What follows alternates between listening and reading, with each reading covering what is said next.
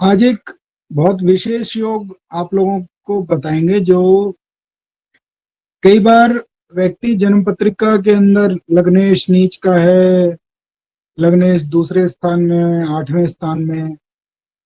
इनसे भिन्न भी बहुत सारी ऐसी विशेष घटनाएं हैं जिसके कारण से जन्म पत्रिका पूरा एक नई दिशा ले लेती है।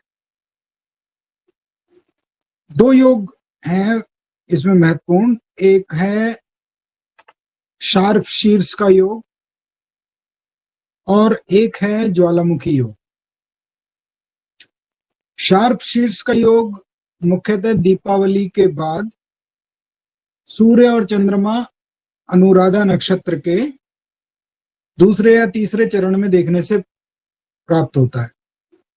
अर्थात अगली दीपावली के ठीक अगले उसमें माह में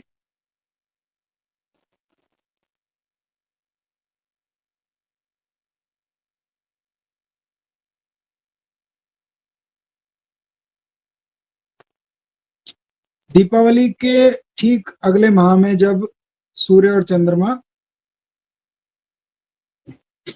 पुनः सूर्य और चंद्रमा तुला राशि में मिलन करते हैं दीपावली पे, और ठीक उसके बाद पुनः मिलन करते हैं दीपावली से अगले पर्व पे। और अमावस्या पे जब दोनों इकट्ठे होंगे तो अमावस्या होनी चाहिए। अमा का अर्थ है 7, वस का अर्थ है रहना। तो जब दोनों इकट्ठे रहेंगे तो वो अमावस्या रही। तो दीपावली पे तो कुछ मुहूर्त ऐसा भी है जिसको बहुत शुभता में माना जाता है। सारी संपूर्ण दीपावली नहीं, दीपावली पे भी एक विशेष मुहूर्त आता है जिसको उस मुहूर्त की संज्ञा में लिया जाता है कि जहाँ पे जैसे कहीं कहीं कहते हैं अभिजीत, ये अबूझ मुहूर्त है, इसमें कोई मुहूर्त देखने की आवश्यकता नहीं है। इसीलिए दीपावली से जो रात्रिकालीन दीपावली है उससे दोपहर के समय पे, जिस वक्त उत्तर भारत के अंदर हनुमान जी की दीपक लगाया जाता है, वो समय भी अपने आप में एक बहुत महत्वपूर्ण मुहूर्त के रूप में प्रयोग किया जाता है और बहुत ही अद्भुत और लाभकारी भी होता है। इसके साथ साथ कुछ दीपावली से ठीक अगले माह में, चंद्र माह में, ऐसा भी मुहूर्त बनता है जो कि बहुत ही विध्वंस लेके आता है। वो मुहूर्त क्या है? वो शार्प शीर्ष, शार्प का अर्थ होता है सांप, सर्प बोला उसे, शार्प कह लीजिए, सर्प कह लीजिए, और शीर्ष का अर्थ होता है उसका जो फन है, जिसको शार्प शीर्ष का मुहूर्त ज्योतिष में कहा गया है। ये अनुराधा नक्षत्र के दूसरे या तीसरे चरण के अंदर बनेगा जब सूर्य चंद्रमा उसमें रहेंगे। अगर ये दोनों बिल्कुल एक ही में है, अनुराधा नक्षत्र के दूसरे चरण में दोनों में है, तीसरे चरण में दोनों में, तो ये बहुत ही तीव्रता, उद्वेगता लेके मुहूर्त वो बनता है ये योग।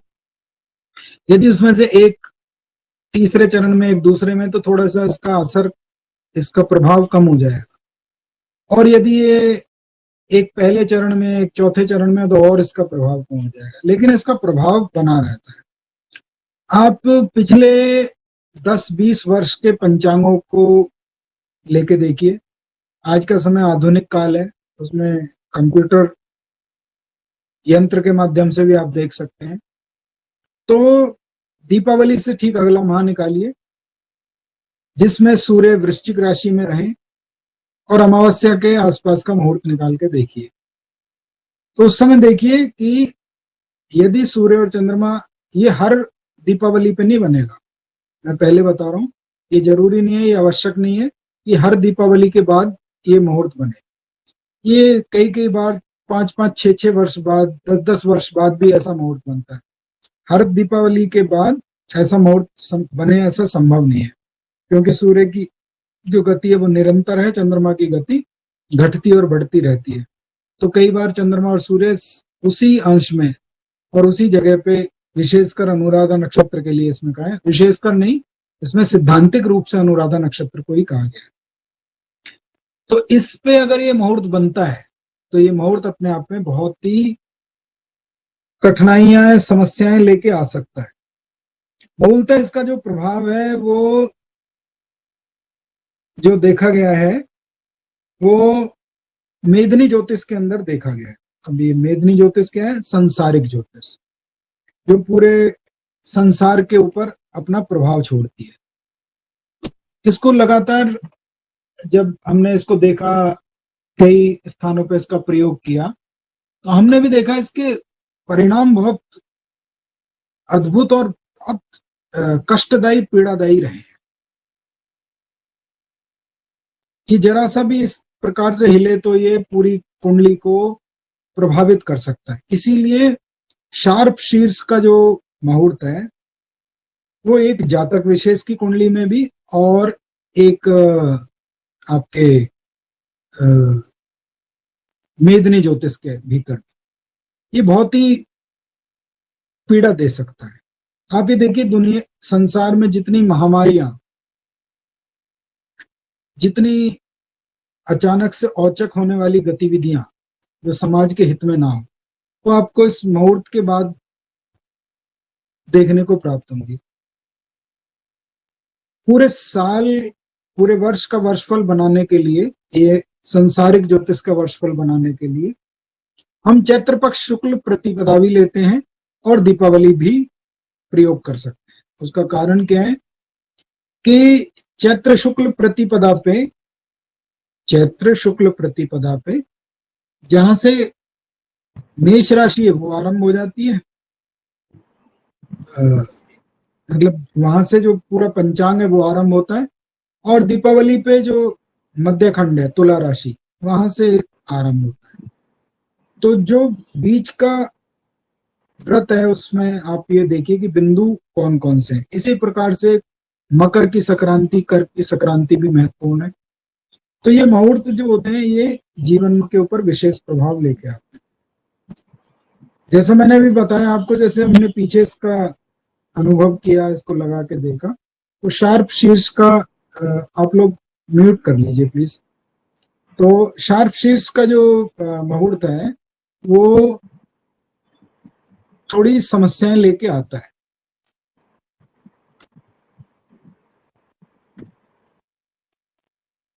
इसी कारण से इस बात का ध्यान रखना चाहिए कि अगर ये व्यक्ति के ऊपर है तो बड़ा दुष्कर परिणाम लेके आएगा, और मेदिनी ज्योतिष के अंदर घटित हुआ है तो ये कैसे परिणाम लेके आएगा। ये हुआ एक मुहूर्त। इसके से इतर, इससे भिन्न दूसरा योग, ये भी बहुत ही महत्वपूर्ण योग है, जिसको हम मूलतः जो केवल जन्मांग के ऊपर, केवल जन्म कुंडली के ऊपर ही काम करने वाले ज्योतिषविद हैं, वो शायद, मुझे ऐसा लगता है कि वो वहां तक या तो पहुंच नहीं पा रहे हैं या वहां तक पहुंचना चाहते नहीं है। और जब आप ज्योतिष के जो जिज्ञासु हैं, जो ज्योतिष के छात्र हैं, जब ज्योतिष की निपुणता को, जटिलता को, गूढ़ता को समझेंगे, तो वो बहुत आवश्यक है कि आप वहां भी देखें जो शास्त्र कह रहा है। तो इसमें दूसरा योग है आचार्यों के द्वारा वर्णित ज्वालामुखी योग। अब ये ज्वालामुखी योग क्या है?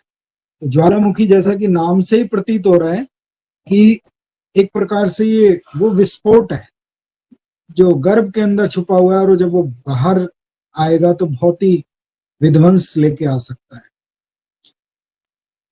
इसमें तिथि को नक्षत्रों से जोड़ के देखा गया है,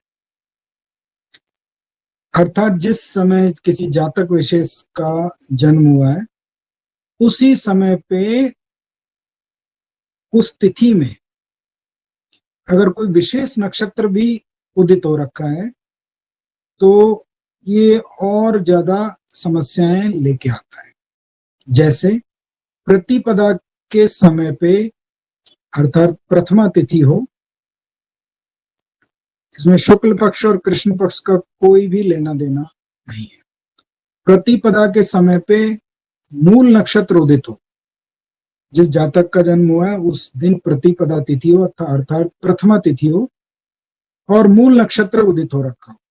ये आप चाहें तो बाद में अपने जो आपके शब्दकोश है या जो आपका जो जिसमें आप संजो के रखते हैं अपनी चीजों को, उसमें भी रख लीजिएगा, आप लोगों के लिए बहुत काम आएगा। प्रतिपदा पे मूल नक्षत्र हो, पंचमी तिथि के ऊपर भरणी नक्षत्र हो। प्रतिपदा पे मूल, पंचमी पे भरणी, अष्टमी पे कृतिका, नवमी तिथि पे रोहिणी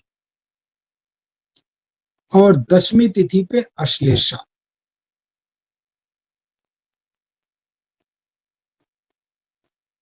प्रतिपदा पे मूल, पंचमी पे भरणी, अष्टमी पे कृतिका, नवमी पे रोहिणी और दसवीं पे अश्लेषा। इन तिथियों पे यदि ये नक्षत्र उदित हो जाएं तो भी ये बने बनाए जन्मांक को, जन्म कुंडली को बिल्कुल विपरीत दशा में ले जा सकती है। इसीलिए उस समय पे तिथि शांति और नक्षत्र पीड़ा शांति